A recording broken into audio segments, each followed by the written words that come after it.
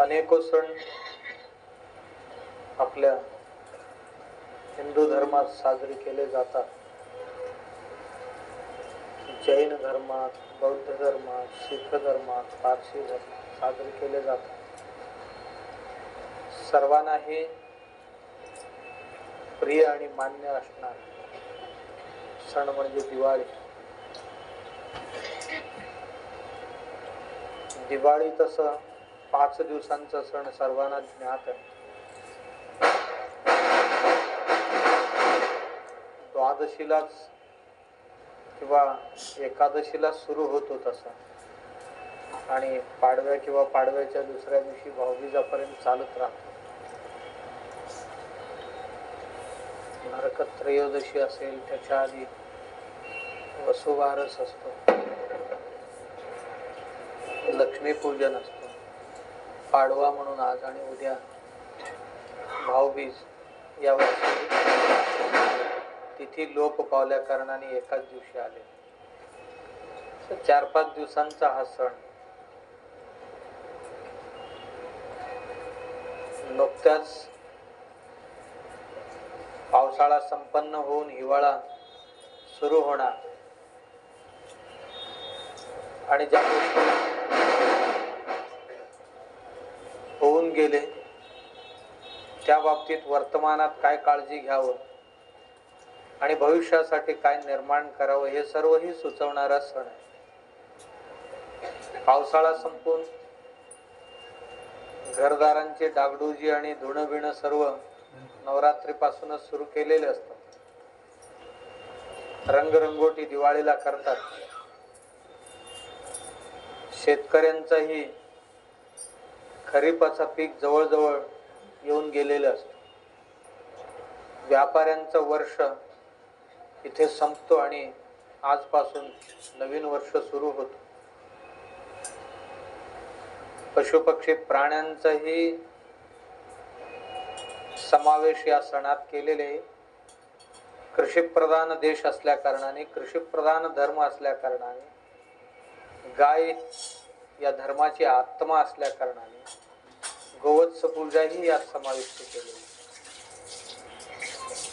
आणि पटाके लावून पावसाळ्यात घराच्या आसपासला सावलीला आलेले उपद्रव पशुकीट जे आहेत त्यांना दूर घालवण्याची व्यवस्थाही या सणात केलेले. की पावसाळ्याच्या वेळी पावसाच्या भीतीने ज्या क्रिमिकीट आधी घरात घर करायला आलेले आहेत किंवा घराशेजारी आसपास कुठे गावात आलेले आहेत त्या सर्वांनाही दूर करण्याकरता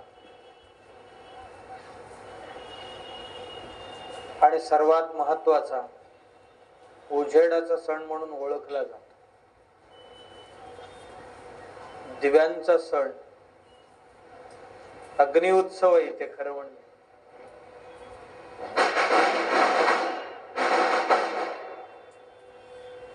अग्नीची स्तुती वेदांमध्ये केलेले, पंचमहाभूतांची स्तुती करताना अग्निदेवतेचीही स्तुती केलेली आहे. अग्नी आहे तर आपण आहोत, अग्नी नाही तर आपण नाही आहोत. अंतराग्नी असेल, बाह्याग्नी असेल. पाण्यात असते त्याला आपण बडवाग्नी म्हणतो किंवा अरण्यात असते त्याला वडवानल म्हणतो, दावानल म्हणतो. अनल म्हणजे अग्नी. आणि हिरण्यगर्भ म्हणतो त्याला, त्या अग्नीलाच. अनेको नावाने अग्नीला आपण ओळखतो. सूर्य म्हणतो या अग्नीला.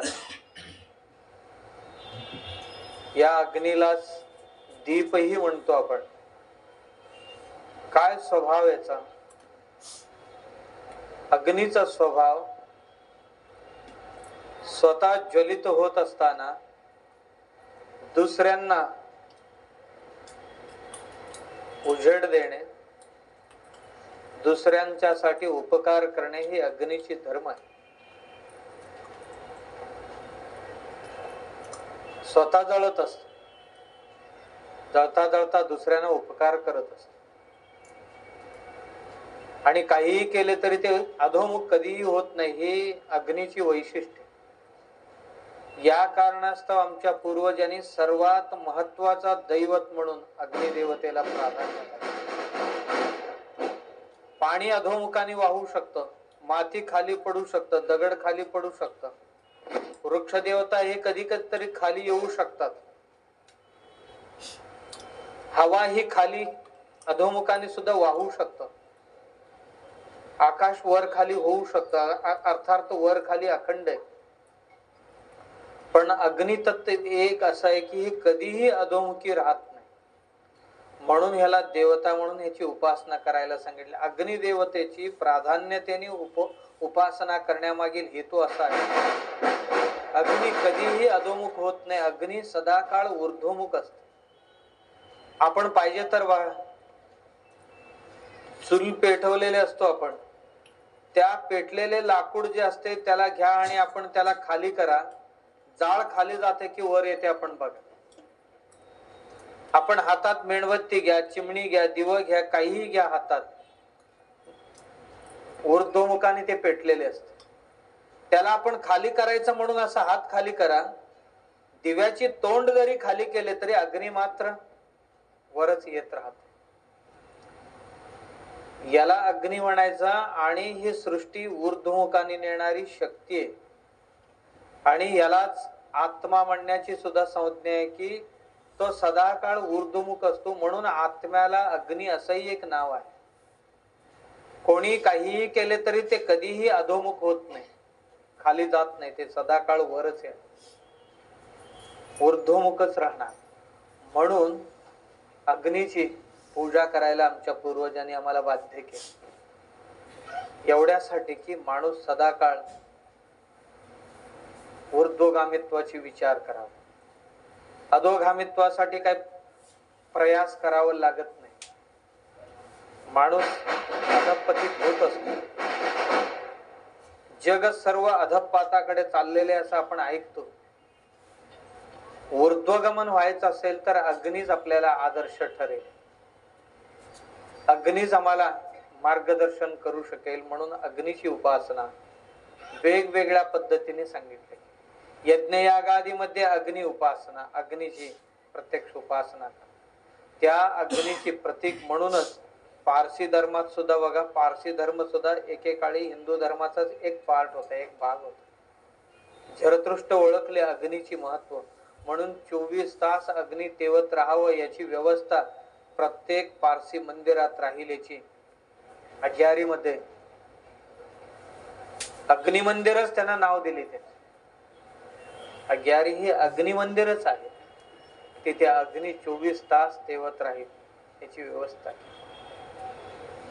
हिंदू धर्मात सुद्धा दिव पेटवण्याची, अग्नी यज्ञयागादींची, होम हवनादींची व्यवस्था करता करता त्यापेक्षाही महत्वाची देवासमोर दिव लावून ठेवा. देवाला आरती ओवाळण्यासाठी कोण पै पाहुण्या साधू सत्पुरुष आले तरी सुद्धा या अग्नीने त्यांची ओवाळणी करा आणि त्यांना घ्या. अग्नी आमचे आदर्श असावं. अग्नी परोपकारी आहे, तद्वतच माणूस परोपकारी राहावं. नुसतं परोपकारी राहून चालणार नाही, माणूस सुद्धा ऊर्ध्वगामित्वाकडे आपला प्रवास चालू ठेवावं. यासाठी अग्नि उपासना. दीपावली विशेष करून हे अग्निदेवतेची उपासनेचे दिवस, अग्निदेवतेची उपासना दीपाच्या रूपात. आणि ह्या दिव्यासारखे आपण व्हायला पाहिजे अशी धारणा या उपासना मागे असते. आणि सर्व जग प्रकाशमान करण्याची सामर्थ्य अग्नीत. उजेड आणि अंधार जरी निसर्गाचा नियम असला, त्या निसर्गाचा नियमाला सुद्धा अपवादित करण्याची सामर्थ्य अग्नी. दिवस संपल्यानंतर रात्र हे येणार, काळोख हे येणार.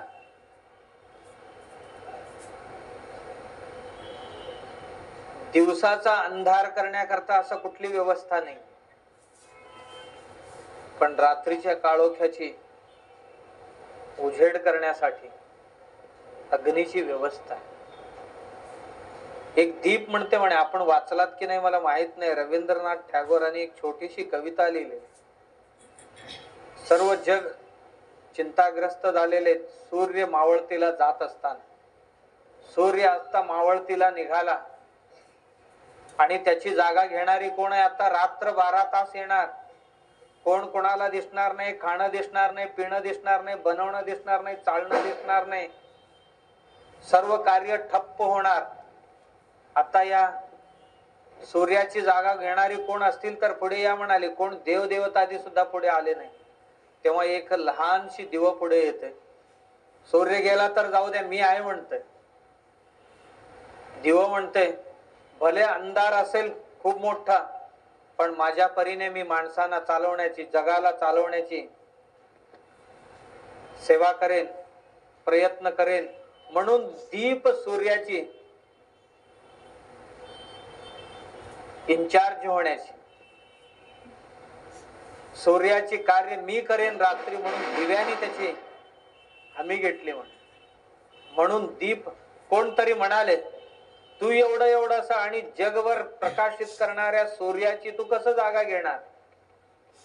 हे बघा, माणसाला, पशु पक्षी प्राण्यांना चालण्याकरता काय सगळे लागत नाही. माणसांच्या पायात उजेड दिसला तर माणूस चालत राहील, 3 फूट दिसला तर माणूस जगभर चालेल, 3 फूट जर दिसला तर जगभर चालेल. तेवढं काम मी करतो. माणूस काय रात्रभर फिरायला जात नाही, त्याच्या घरात जेवढं काम लागतं ना तेवढं काम मी चालवण्याचे प्रयत्न करेन.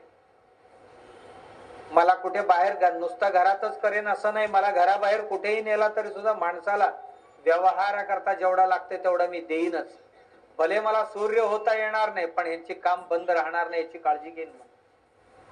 म्हणून दीप प्रसिद्ध आहे, म्हणून दीप आदर्श आहे जगाला. म्हणून या दिव्याचे आदर्श आपण स्मरण करण्याकरता, दिव्याच्या आदर्श घेण्याकरता दीपावलीचा सण. दीपावली अपभ्रंशित होऊन दिवाळी झाली. दीपमाला म्हणतो ना, दिव्यांची ओळी, दिव्यांची ओळी घरासमोर ठेवतो, घराच्या छतावर ठेवतात बरीचशी मंडळी, वर कुंभीवर, दुकानासमोर ठेवतात, ओळीने ठेवतात. आणि प्रत्येकाच्या घरासमोर आकाश कंदील मध्ये दिवं लावून ठेवायची पद्धत होती एकेका. म्हणून दिव्यांची सण. महान सूर्याची वारसा चालवणारी दीप आहे. आणि मला कुठेही ठेवा, मी उजेडच देणार. आत ठेवला तरी उजेड देईन, बाहेर ठेवला तरी उजेड देईन. मला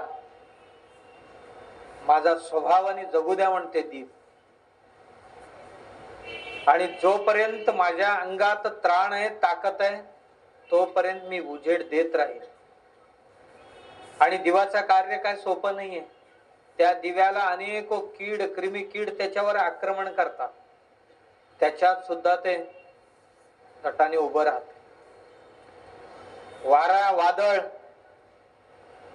पाऊस यांची सुद्धा त्याला उपद्रव आहे, नाही असं नाही. पण प्राणपणाने ते लढत असते सर्वांबरोबर. आपल्या अंतिम श्वासापर्यंत लढतच राहते. हे दिव्याचा स्वभाव. हे आले म्हणून पटकन जावं असं नाही, भरपूर असं करत असते. असं काय आपत्ती आले तर, पण एवढं होऊन पुन्हा स्थिर होण्याची प्रयत्न करत असते. हेच माणसाने घ्यायचं, स्थिर होण्याची प्रयत्न करायचं. आणि एवढं असून सुद्धा एक वैशिष्ट्य म्हणजे दीप जगाला प्रकाश करत असताना, जगाला प्रकाश देत असताना त्याच्या तळात मात्र अंधार असतो. दिव्याखाली अंधार असं आपण म्हणतो बरीच मंडळी. खरोखर दिव्याखाली अंधार राहू शकतं का? अंधार दिव्याखाली नाहीये. मणी कशी पडली माहित नाही, मण तयार झालेले. अंधार दिव्याखाली नाहीये, अंधार आहे ते पणती खाली, चिमणी खाली. दीप म्हणजे ज्योत. जी ज्योत आहे ना, ज्योती खाली कधी अंधार राहू शकत नाही. पण त्या ज्योतीला सपोर्ट म्हणून खाली आहे ना, ज्यामध्ये ज्योत पेटलेले त्याला पणती म्हणतो आपण, हो ना. त्याला काहीतरी आरती म्हणू किंवा त्याला काहीतरी चिमणी म्हणतो. मातीची असते, ती पत्र्याची असते. जी अग्नी आहे, अग्नीखाली अंधार नाहीये. अग्नीला आधारभूत जे दुसरी आहे ना खाली, तिच्या खाली. कारण दीप कधीही अंधाराला कुठे जागा देत नाही. आणि बरीच मंडळी म्हणतात दिव्याखाली अंधार आहे. नाहीये, दिव्याखाली अंधार नाहीये. दिव्याखाली जी आहे ना त्याच्या खाली अंधार. का? दिव्याखाली जी आहे ना त्याची स्वभाव प्रकाशमान नाहीये, स्वप्रकाशी नाही आणि त्याची परप्रकाशी नाहीये. त्यामुळे ते मातीचे, माती अंधार आहे, त्याच्या खाली अंधार. पण झालंय कसं, आपलंही सर्वांचे जीवन मन जसं तयार झालेले तसं झालेले. शरीरच एक पणते असं समजून जर आपण चाललो, आत्मा नावाची एक ज्योत यात आहे. आत्मा हृदयात असताना इथे अंधार असायला नको होता आतमध्ये, किंवा या जीवनात अज्ञान अंधकार यायला नको होता. तथापि प्रत्येक जीवाच्या ठिकाणी अज्ञान घर करून राहिलेले. प्रत्येक जीवाच्या ठिकाणी आत्मा जर यात ज्योत आहे तर इथे आत बाहेर कुठे अंधार असायला नको होतं. पण त्या ज्योतीला आधारभूत शरीर आहे ना, पणती, ही मातीची आहे. ही मातीची असल्या कारणाने ह्याच्या आश्रयाला अंधार येणे हे स्वाभाविक. काय येतो अंधार? दिव्याखाली अंधार येण्याचं कारण काय? पणती खाली अंधार येण्याचं कारण काय? दिव्याखाली अंधार येतो कधी कधी. काय येतो? व्यावहारिक भाषेत एक मनुष्य स्वभाव, जीवाचा स्वभाव जे आहे त्याची काळजी कधीही नसते माणसाला. जी नाही आहे ना त्याची काळजी रात्रंदिवस असते. हे निसर्ग नियम आहे, सर्वांनाच हे लागू आहे. जे आहे ना आमच्याकडे त्याचा कधी कदर करत नाही आपण. आमच्या घरात 10 वस्त्र आहेत, 10 साड्या आहेत, ते आम्हाला कधी प्रिय वाटत नाही. पण जी एक दुसऱ्याने नेसलेले आहे ती आमच्या घरात नाहीये, ती आमच्या मनात कधी हटत नाही. कारण आम्ही रात्रंदिवस चिंता करतो, काळजी वाहतो. नाही त्याची वाहतो, आहे त्याची काळजी कधीच करत नाही. तोंडात दात इतके त्याची कधी काळजी आहे, त्या दातांची कधीच काळजी करत नाही. पण एक जर त्यातनं गेला, आमची जीव सारखं तिथेच जाणार. ती मोकळी जागा म्हणते, एवढी दिवस इथे मी होतोच मोकळे, दात होता इथे, तेव्हा कधीच तुम्ही जवळ आला नाही, गेल्याबरोबरच जवळ आहे त्याची काळजी करत नाही माणसं. नाही त्याचीच करतात. जी मोकळे झालेले आहे ना तेवढीच दिसते, भरलेली कधीच दिसत नाही. आमच्या घरात काय आहे त्याची तृप्ती आम्हाला कधीच नाहीये, पण घरात काय नाहीये ना त्याची चिंता सतत सतवत असते. आमच्याकडे गुण किती आहेत ना त्याची कधीच आम्हाला नाही कदर, पण जे नाही आहे त्याची कदर करतो. आमच्या घरात काय आहे त्याची विचार आम्हाला नसते, पण जे नाही आहे ना त्या ठिकाणी आम्ही जागे असतो. नाही त्या ठिकाणी जागतो, आहे त्या ठिकाणी कधीच जागत. मग का? आत्मा सतत असल्या कारणाने त्याची काळजी आम्हाला कधीच वाटत नाही. हे जाते ना ह्याची काळजी सारखं असते. म्हणून अंधार राहत. एक मानवी स्वभाव आहे त्याचा विचारच करत नाही माणूस, नाही त्याच्या मागे लागतो. आत्मा शाश्वत असल्या कारणाने त्याचा काळजी करत नाही. हे भरलेलेच आहे आतमध्ये, म्हणून त्याची आठवण होत नाही. जोपर्यंत मासे पाण्यात आहे तोपर्यंत त्यांना पाण्याची काही किंमतच कळत नाही. आत्मा आहे तोपर्यंत आम्हाला त्याची काही किंमत कळत नाही. डोळे आहे तोपर्यंत किंमत कळत नाही. शरीरातले अवयव आहेत तोपर्यंत किंमत कळत नाही. ह्यातलं एखादा जरासा ढगमगले पटकन आम्हाला जागा व्हावं लागतं. म्हणून अंधार म्हणतात. आत्मा आत असून सुद्धा आम्ही का अज्ञानी, का अंधार आमच्या हृदयात? तर ही एक स्वभाव आहे निसर्गाचा, आहे त्याच्याकडे माणसांची लक्ष करणे. भावाकडे कमी, अभावाकडे जास्त आमची लक्ष. त्याचं दुसरं कारण आहे, प्रत्येक जीव 24 तास संघर्षात असतो, संघर्ष करत असतो. जीव संघर्षमयी आहे. कोणी असो, मनुष्य काय, पशु काय, पक्षी काय, प्राणी काय, कोणी असो, संघर्ष करत असतो. आणि जिथे संघर्ष आहे तिथे भीती असते. संघर्ष कशापायी होते? भीतीपायी होते. भीतीपायी. भीती आम्हाला सतवते म्हणून संघर्ष करतो. आणि जिथे भीती आहे ना तिथे माणसं जागे राहतात. आणि जिथे निर्भयता आहे तिथे कधी माणसं झोपत नाही, तिथे कधी जागे राहत नाही. बघा, माणसं कुठे जागी असतात? जिथे भीती असते तिथे जागी. जिथे भय नाही तिथे कधीच माणूस जागत नाही.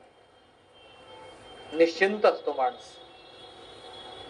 चोर एक चोरी करून आणला, भरपूर सामान आणला होता,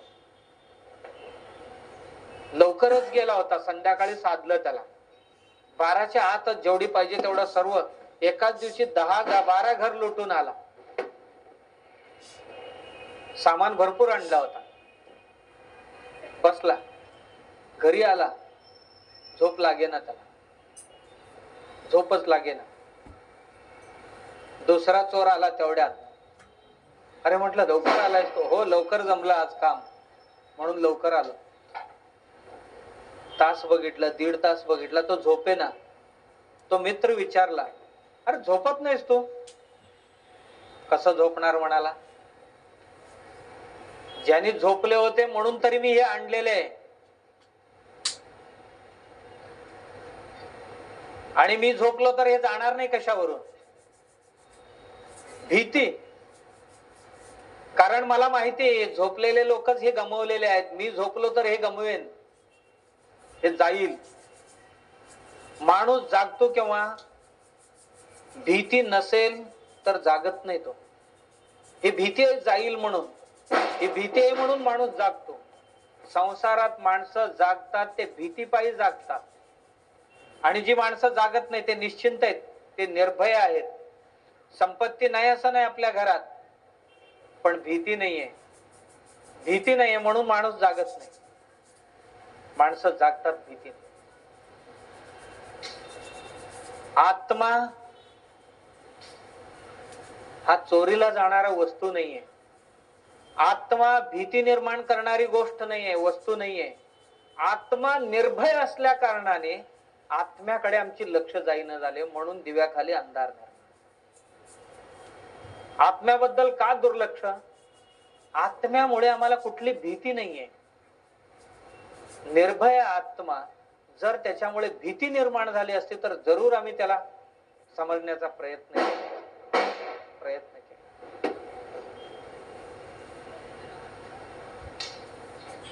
एक पंडित होता, त्याच्या घरात प्रचंड पुस्तकांची साठा, भरपूर पुस्तक.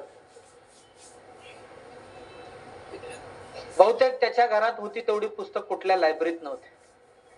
एक माणूस एक पुस्तक शोधत होता, त्याला पाहिजे होतं, फार जुना पुस्तक. बाजारात गेला, सगळ्या दुकानात शोधून काढला, कुठे मिळालं नाही.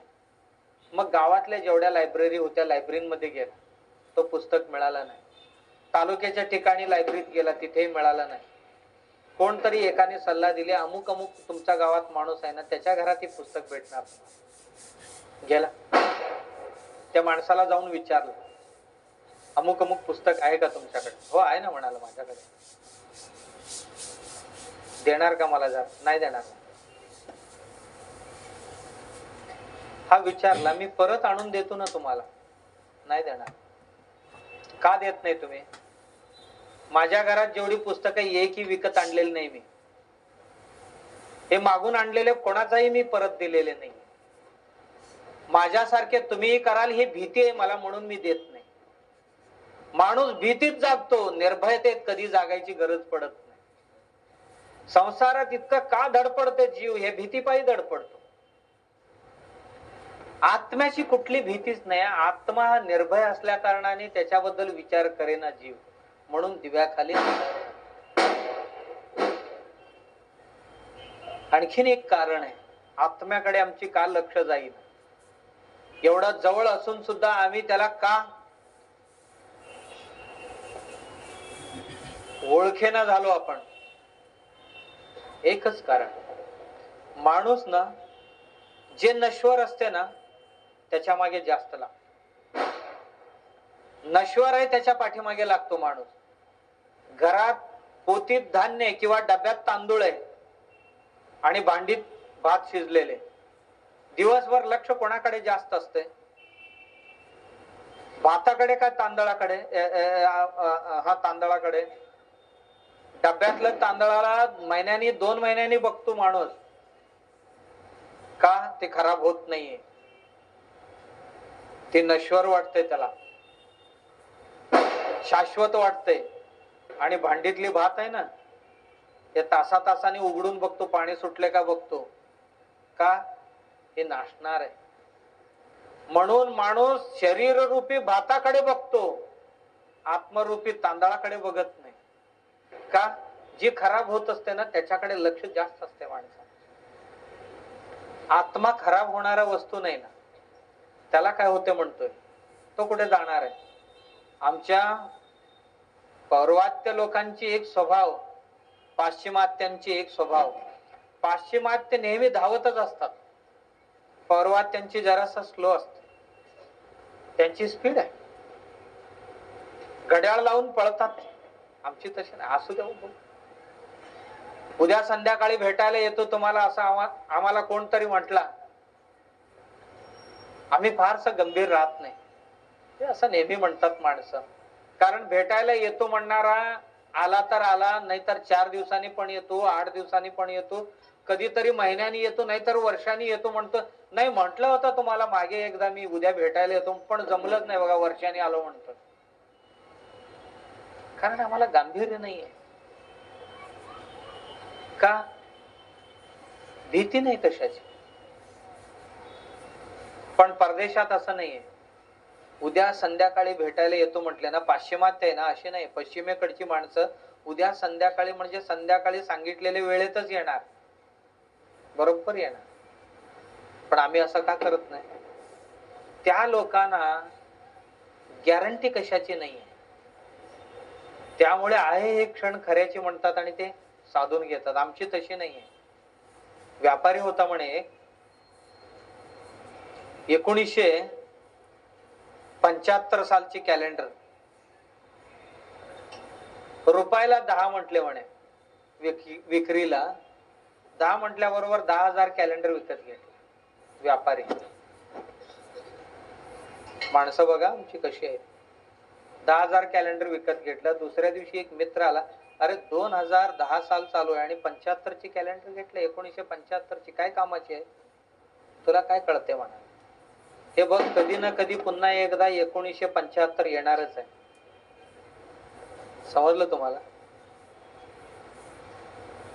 कधी ना कधीतरी पुन्हा 1975 येईल, त्यावेळी बघ तू माझ्या कॅलेंडरची किंमत काय असेल. व्याजासहित देऊन जाईल म्हणा. हजारो वर्षांनी येईल 1975 नाही, लाखो वर्षांनी येईल, पण माणसाला गॅरंटी आहे. येणार तो साल, येणार तो दिवस. आम्ही का आत्म्याची काळजी करत नाही? आत्मा मरत नाही हे पक्का आहे, त्यामुळे त्याची काळजी काय करायची? जी नश्वर आहे ना त्याची काळजी माणूस जास्त.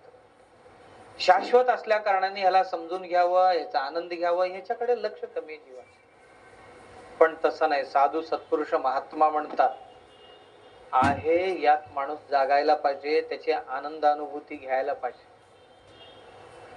माणूस या कारणास्तव, या 2-3 गोष्टींच्या कारणास्तव दिव्याखाली स्वतः ज्ञानरूप असतानाही अज्ञानासारखं वावरतो. असं नाही. ज्ञानी तेवढ्या करता त्याला जागा करतो. चल, तू भयासाठी नको, निर्भयतेत आनंदाने राहा. संघर्षात सुद्धा तू आनंदाने राहायला पाहिजे. नश्वरतेचे पाठीमागे नको, शाश्वतता आत्ताच ओळख आणि आत्ताच त्याची अनुभूती घे. नंतर कुठे जाते बघूया असं म्हणू नको, आहे तोपर्यंत घे. आणि जे आहे त्याची अनुभूती घे, नाही त्याच्या मागे लागू नको. हे आत्म्याची धर्म आहे, हे आत्मधर्म. आणि साधू संत सद्गुरू आम्हाला हेच शिकवतात की या तीन गोष्टी ज्या असतील यांच्या विपरीत गेलो तर आहोत ना आता या स्थितीत आनंदात राहणार. आणि ह्याची जाणीव निर्माण व्हावं, जागृती निर्माण व्हावं म्हणून हे दीप ह्यांच्या समोर त्याला जाग करेल. वर्षात ना एकदा तरी, सणावारा दिवशी तरी मी तुमच्या समोर येईल, तेव्हा मला बघा आणि तुम्ही ऊर्ध्वगामी प्रवासाला सुरुवात करा. यासाठी, कारण आपला आत्मा हे दिव्यासारखं उत्थित करणारा आहे, अवनतीकडे नेणारा नाही. म्हणून या आत्म्याला जर आपण ओळखलं, या आत्म्याचं ज्ञान जर आपण संपादित केलं तर आपण ऊर्ध्वगामी होणार, आपण प्रकाशमान होणार, आपण परोपकारी बनणार, आपण प्रचोदनकारी बनणार. अशा पद्धतीची प्रचोदना, परोपकार, ऊर्ध्वगामिता आणि प्रकाश अर्थात ज्ञान आणि ज्ञानाची अनुभूती आपल्याला येण्यासाठीच त्या दिव्याची सण निर्माण केले. आणि या दिव्याच्या सणा दिवशीच गेल्या अनेक वर्षापासून मठात पालखी उत्सव चालतो. त्यात उत्साह, आनंद द्विगुणित करून घ्यायचा. द्विगुणित असं नाही आहे, शतगुणित सहस्रगुणित करून घ्यायचं. ह्याच्या समोर आनंद. पालखी सोहळा म्हणजे काय? देवाला आपल्या खांद्यावर अधिष्ठापित करायचं आणि आपण चालायचं. सर्वांनी गायचंय. गाणं आनंदाची प्रतीक आहे. माणसं कधी गातात? आनंद झाले तर गातात. म्हणून गायचं, नामस्मरण करत करत करत करत जायचं. आणि ही प्रथा त्या गोरेगाव मठात गेले अनेको दशकांपासून आपण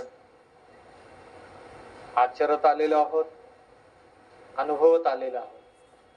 म्हणूनच महाराजांची, सिद्धरामेश्वर महाराजांची, महाराज होते तोपर्यंत सिद्धरामेश्वर महाराजांची पालखी काढत होते. नानाजी म्हणाले आता महाराजांची पालखी म्हणून आपण काढू. बागेवाडीला सिद्धरामेश्वर महाराजांची पालखी काढतो. नानाजी म्हणाले इथे आपण महाराजांची पालखी काढायला सुरुवात करू. मग म्हणून आपण पालखी उत्सव महाराजांची करतो. आधी ते करत होतो, आता दोन्ही करतो. हे सण उत्सव मला असेच आनंदी ठेव. ज्ञानाच्या दीप आमच्या हृदयात सदाकाळ तेवत राहो अशी शक्ती, सामर्थ्य सद्गुरु भगवंत सर्वांना देव. गुरुचरणी प्रार्थना. राजा